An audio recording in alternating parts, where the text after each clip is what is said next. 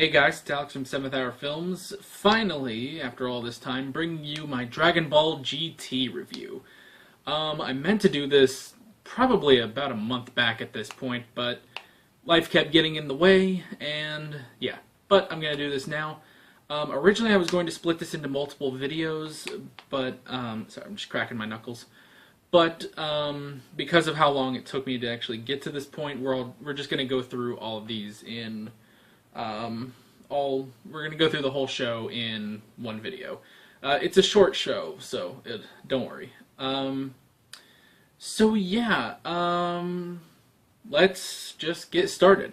I don't have a full list of topics like I did in my Dragon Ball Z reviews, which you can probably find right here in an iCard. And so basically, I'm just going to be talking about the 4 individual sagas. There's going to be some clips up here, which will probably pop up in a second. And yeah, I'm just going to say what I like, what I didn't like, and that'll be that. So, here we go. Okay, so the first thing to talk about is basically just the beginning of the show when Goku is training with Oob at the lookout, and Emperor Pilaf comes in and finds the Black Star Dragon Balls, which are really strange. Basically, the explanation they give is that the Black Star Dragon Balls were created by the nameless Namekian long ago before he split into Kami and Piccolo, and when these Dragon Balls are scattered, they're scattered across the galaxy, not just the planet. And you have to get them back within a year, or else that planet that you made the wish on explodes. Really, really forced, I think. I don't particularly care for the Black Star Dragon Balls. And basically what happens out of this... We're going to fast forward a little bit. Shabba-dee.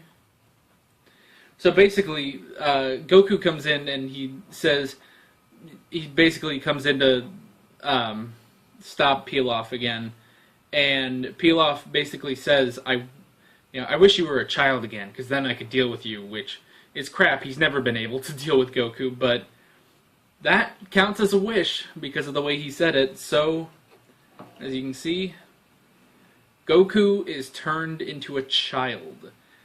And he remains a child for the rest of the show. Okay, this is kind of good and bad, I would say. On the one hand, I do like Kid Goku. He's very, very fun. But the problem is there's no point to this. Because he actually is not any, weaker. He'll have some trouble later, going Super Saiyan 3. But they find a fix for that pretty easily. So there's nothing about this that makes Goku weaker. So he goes, he meets with Master Roshi, and then he meets his granddaughter, Pan. Pan, who we saw at the end of Dragon Ball Z. And basically what happens is, now that Goku's been reverted to a child, the Black Star Dragon Balls have been scattered, and they need to go find them. And basically what this amounts to is Goku, Trunks, Teenage Trunks, and Pan going on a space adventure. Let me see if I can get that. Black Star Dragon Balls. Let's just look, see what we can find here. Not the Shadow Dragons. We'll get to that in a minute. Ba-ba-da, shabba-da-bee-ba-da, shabba-da-bee, shabba-dee-ba-dee-boo. Not really on point with getting these clips, am I? I'm a little out of practice on this. Actually, yeah, Black Star Dragon Balls Saga. Maybe that'll help. Okay, well, we'll just go with the outro for the moment. That'll show some clips.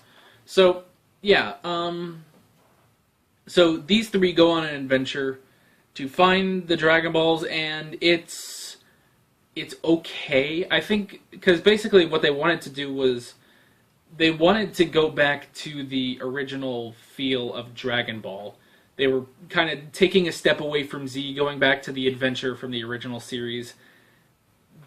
But it doesn't work, and especially as a follow-up to Dragon Ball Z, this doesn't work. Yeah. Basically, it's not that it's particularly bad, it's just not great, and a lot of the places they go are kind of boring, and you're just waiting for Goku to punch someone. And Goku's waiting to punch someone. Goku, through this entire thing, Goku just wants to fight someone. So when he's waiting, you're waiting, and it doesn't all equal out. Now, this basically dips into another saga. Basically, it's not that one saga ends and another one begins. It's that the sagas, there's a very blurry part where the sagas shift over. And so we get our first... Oh, jeez. Alright, cool. We get our first... What the heck? Come on. Okay, we get our first Z villain, I would say, in Baby, which I know that sounds like a weird name, but so basically what happens is that there's this thing from this thing, sorry, and he's from a place called Tuffle. He's actually a Tuffle, and basically the backstory they give is that the planet of Tuffle was this fine place until Vegeta's father, King Vegeta, came in and destroyed everyone, and Baby is the last survivor of the planet Tuffle before it became Planet Vegeta. So that is sort of what's going on. I would say Baby is an okay villain. I don't think he's particularly great, but yeah. And another thing... Alright, so that was Baby's first arrival. Another thing is... So he possesses Vegeta, actually. This is actually Vegeta's body up here. And he actually infects everyone on Earth to obey him and bow down to him. As you can see, everyone's all evil now. And he makes a wish on the Black Star Dragon Balls on Earth to create a new planet Tuffle next to Earth. So... yeah, the Earth is going to explode again. So yeah, I'd say Baby is okay. He's not that great of a villain, I would say. But he's okay, and he does kind of work. Now, one thing I will say is that the fights in this show are really not great. They're okay, but I mean, it's clear that Dragon Ball Z knew what it wanted to do with the fights, and the fights were the focus. All the attention was put into the fights, and so yeah, with this show, they didn't put enough.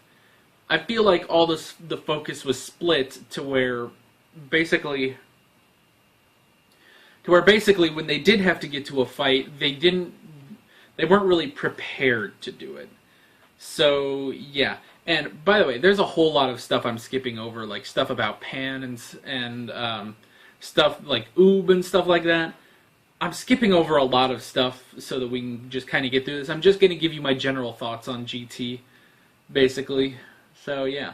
Now, one thing that comes out of the Baby Saga. If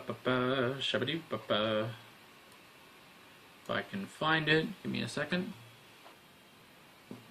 So during Goku's fight with... because Goku does get there and fights Baby. Basically, he turns into a great ape and sees the Earth.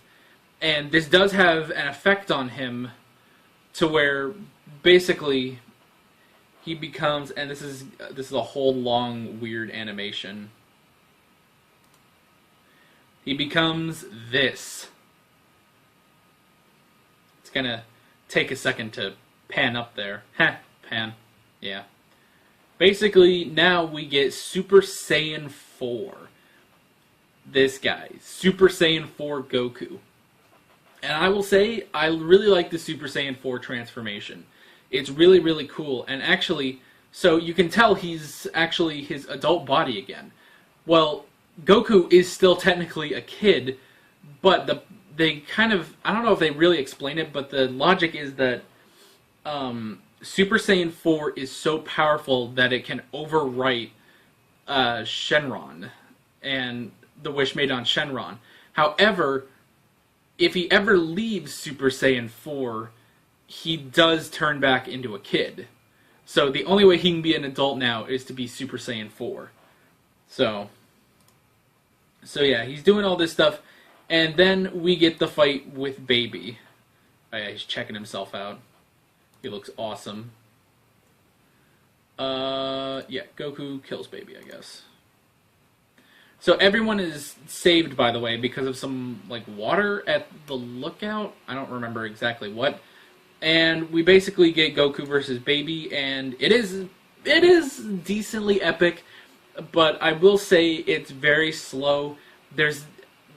You kind of miss from Dragon Ball Z all the, like, moments when it just cuts and they just keep punching each other, rapid punching and stuff, and that lasts for like 20 seconds. I miss that stuff. But, yeah. And, yeah, so then we get this blast. Goku launches a Kamehameha at Baby and pretty much finishes him off. And blasts him into the sun, which is awesome. And that's basically the end of Baby. And I think...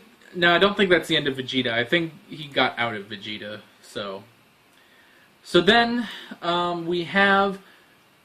Now, all of this, through these two sagas, they're both okay, I would say.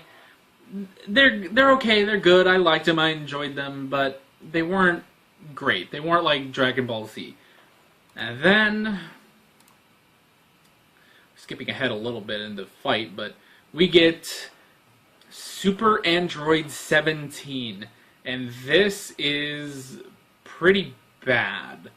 Like, really, really bad. So, Android 17 comes back and merges with another Android 17 from hell, basically. Literally from hell.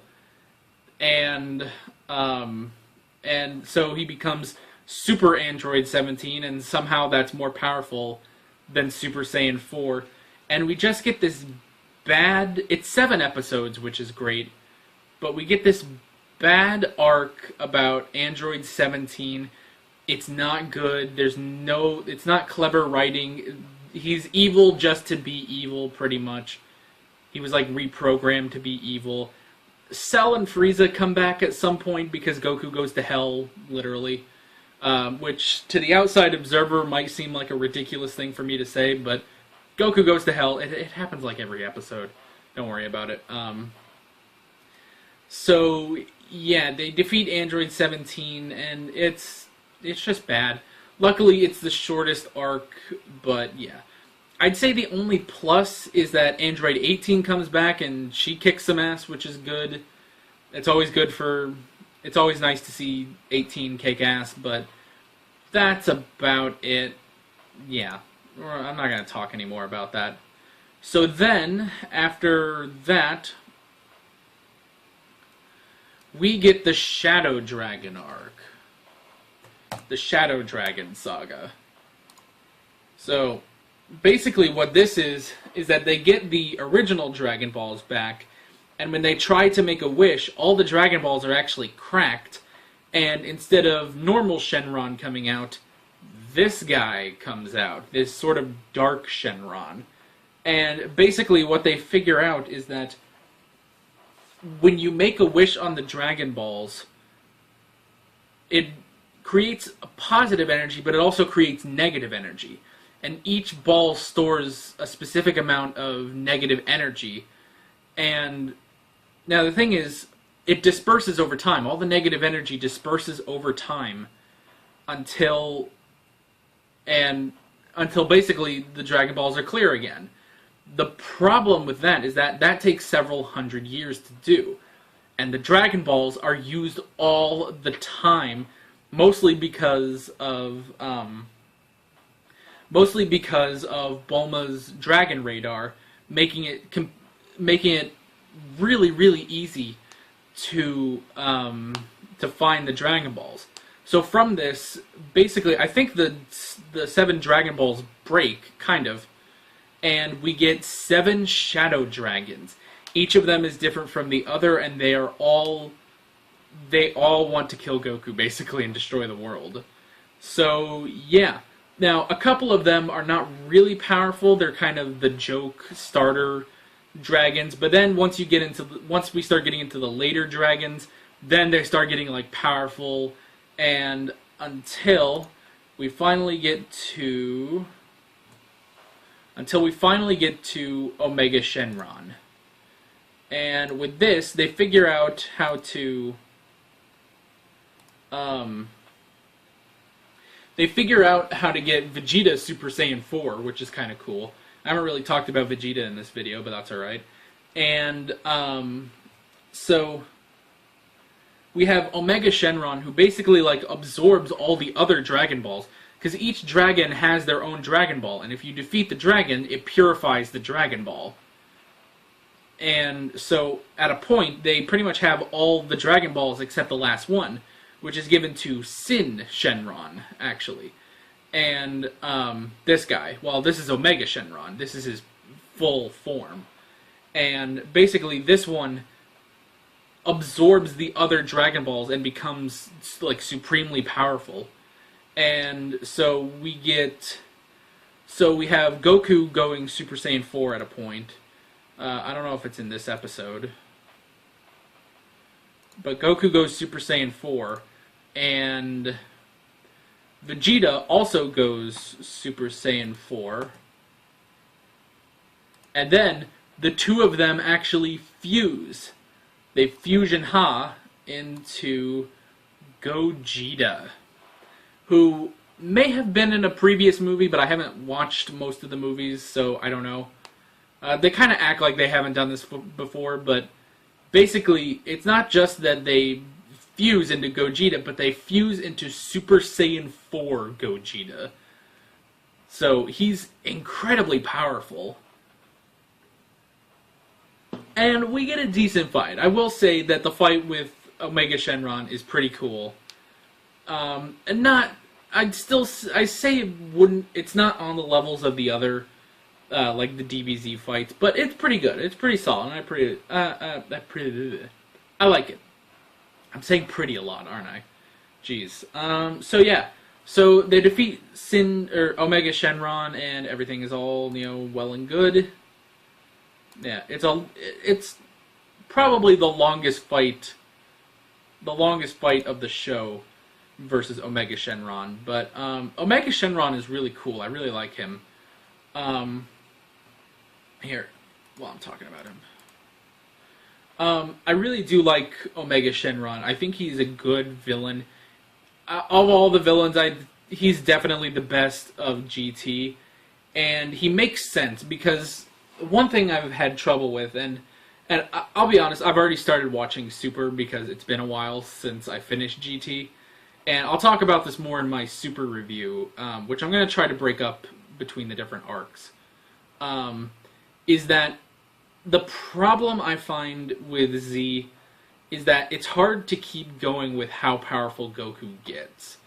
Like, we keep having to find so many super powerful villains, and they keep getting more ridiculous one after the other, and Goku has to keep getting more and more ridiculously powerful. And at a point, you just stop and think, where are these people coming from? How do they keep finding someone more and more ridiculous? But I like Omega Shenron. I think Omega Shenron works, and he makes sense, because it's not that he's some powerful entity that's been here for, a long time. It's the fact that he was born from all the negative energy of the Dragon Balls, which makes a lot of sense. And basically, Omega Shenron is their fault. All the Shadow Dragons are their fault, and I think that's a great idea for an arc. And I know GT is actually not canon anymore. Well, technically it was never canon. The show is just not canon to Dragon Ball, whereas Super is. And so yeah, I think it would be cool if they tried to bring back Omega Shenron and the Shadow Dragons in some form in the future. So yeah, I'd say that's basically it. There's kind of another episode at the end I could talk about, but I don't really want to. It's basically just one of those, in the future, decades in the future, Goku and Vegeta, something, they fight, the end. It's not really great, so I'm not really going to talk about it. And yeah, that's basically all I can really say on Dragon Ball GT. Do I think it's good? Yes, I do think that GT is good. However, it's just not great. It's not on the level of Dragon Ball Z. And it's not even... And see, when it tries to be Z, it can't be Z. When it tries to be the original series, it can't be the original series either. It didn't really know what it wanted to be, and it couldn't succeed at being either of the previous shows. So, yeah. But there's still a lot of good in this show. Most of the characters are still pretty good. And the new characters, like Pan, I really like Pan. And it's a shame when you go back to Dragon Ball Super now, because it takes place before the end of Dragon Ball Z, actually. It's a shame that we don't have Pan anymore, because I did really like Pan. And it was good that we had a new character, basically. So, yeah. GT is good, not great, and it has a whole lot of flaws. But if by some reason I convinced you to watch Dragon Ball when I did my first video all that time ago, and you've been watching Dragon Ball with me ever since, I would give GT a chance, definitely. If you really like Dragon Ball, then watch GT and form your own opinions. It's only 64 episodes, so it'll go pretty fast. I know that might seem like a lot of episodes, but it's really not. And especially when they're like 24 minutes each. So yeah, that's about all I can say about Dragon Ball GT. And I think this camera has been crooked the whole time, so that bothers me. Yeah, give GT a chance if you want to, but since it's not canon, you don't have to anymore. So, yeah, that's pretty much it. Yeah. I'm Alex from 7th Hour Films, and I will see you guys next time. Take care. Hey guys, if you want to watch more of my videos, I have a playlist for my reactions to Doctor Who and my playthrough of The Elder Scrolls II Daggerfall, as well as another video you can check out. Be sure to subscribe if you haven't already, and follow me on Twitter and Instagram. Thanks for watching.